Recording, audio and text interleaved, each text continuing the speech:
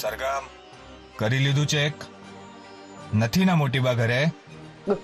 ક્યાં છે મારા મોટી બા? મારે મોટી બા સાથે વાત કરવી છે. ક્યાં છે મોટી બા? એ રીતે વાત કરવી શક્ય નથી. પહેલા અમારી બધી જ શરતો માનવી પડશે. અમારી બધી ડિમાન્ડો પૂરી થશે પછી જ મોટી બા સાથે વાત કરવાનો ચાન્સ મળશે. હું કેવી રીતે માની લઉં કે મોટી બા તમારી પાસે છે? હું કેવી રીતે વિશ્વાસ કરી લઉં કે મોટી બા તમારી પાસે છે? તમારે કંઈક તો ખાતરી આપવી પડશે ને મને. આવતીકાલે સવારે તારી પાસે એક પાર્સલ આવશે, એને ચેક કરી લેજે. તને પૂરી ખાતરી થઈ જશે કે મોટી બા અમારી પાસે જ છે. મારે હમણાં જ મોટી બા સાથે વાત કરવી છે. મને વાત કરાવો. હલો હલો હલો મોટી બા, હલો મોટી બા, મોટી બા.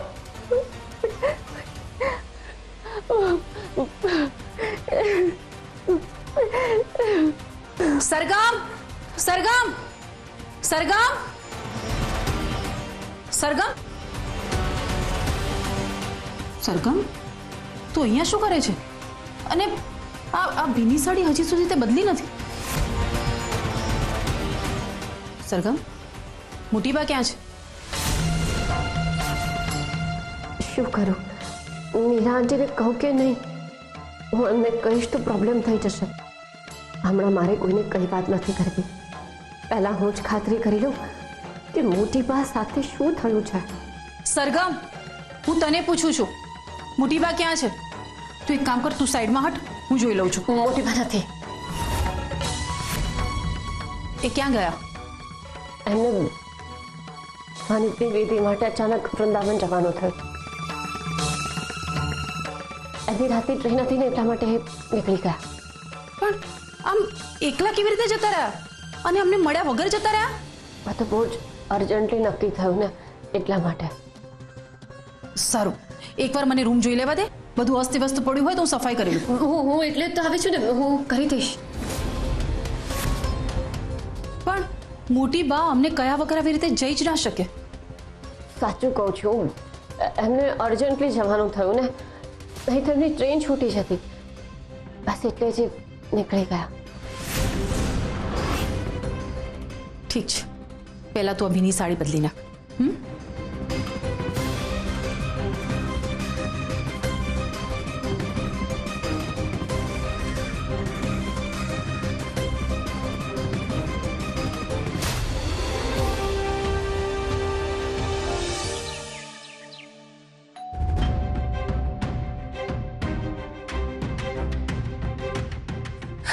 હાલો.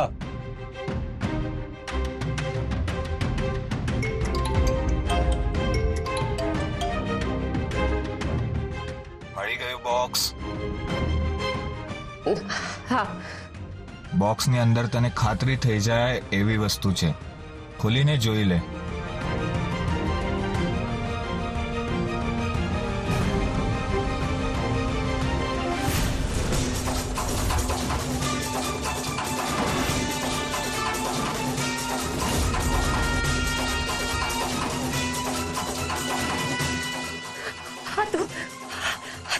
મોટી બાની બંગડી છે, એની પર લોહી. એ પણ તારી મોટી બાનું જ છે.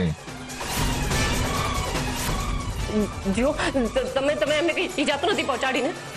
હજી કશું ખાસ નથી કર્યું, પણ જો મારી વાત નહીં માની ને તો ના ના ના, તમે જેમ કહેશો હું એમ જ કરીશ. પણ પ્લીઝ પ્લીઝ મોટી બાને કહી ના કરતા, પ્લીઝ પ્લીઝ. મારી વાત ધ્યાનથી સાંભળ. આજે એક બેન આવશે, થોડાક દિવસ સુધી ત્યાં જ રોકાશે. તારે એને વ્યવસ્થિત રીતે જમાડવાના છે અને એની સાથે બેસીને જમવાનું છે.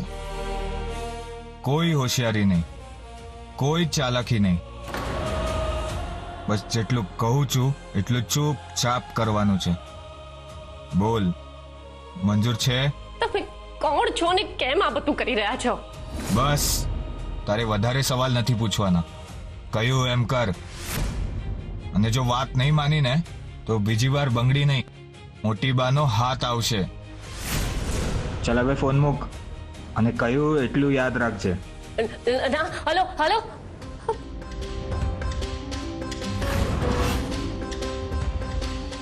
સરગમ,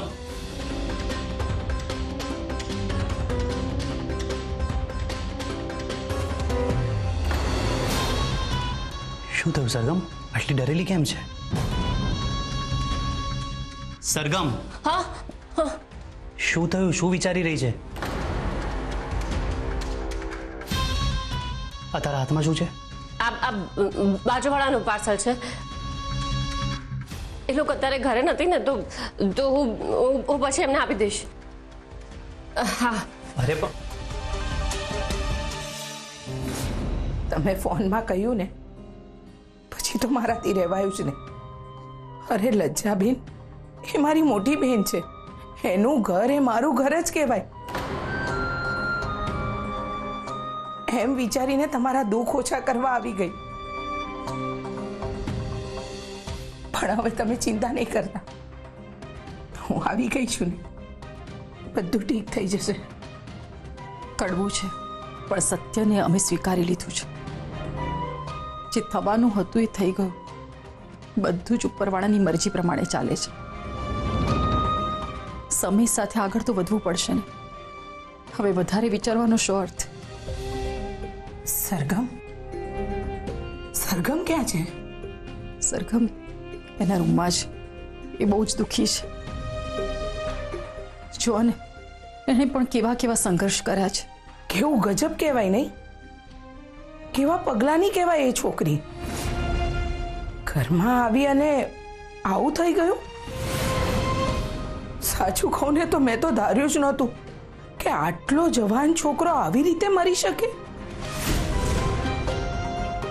પણ હવે તો ઘરમાં લજ્જાબેન પણ નથી અને મોટી બા પણ નથી. હવે તારે જ આ ઘરનું ધ્યાન રાખવું પડશે મીરા. કારણ કે તું તો જાણે છે ને, આજકાલની મોડર્ન છોકરીઓ આપણા રીતિ રિવાજોને અનુસરતી નથી. પણ તારે મીરા એને સમજાવવું પડશે કે જે સ્ત્રીનો પતિ મરી જાય ને પછી એને અમુક નીતિ નિયમોનું પાલન તો કરવું જ જોઈએ. ચાંદલો પણ ચંદનનો જ કરવો જોઈએ. કારણ કે જો વિધવા સ્ત્રી ઘરમાં આવી રીતે ફરે ને તો એ ઘરની લક્ષ્મી જાય અને સાથે સાથે બીજાનું સૌભાગ્ય પણ જાય. આ ઘરની વહુ તરીકે તારી જવાબદારી છે. હું એને સમજાવી દઈશ, પણ પહેલા તમારા માટે ચા નાસ્તાની વ્યવસ્થા કરું. હા પણ મને વાત તો કરવા દે. ચા નાસ્તો કરતા કરતા વાતો કરીશ. ચાલો.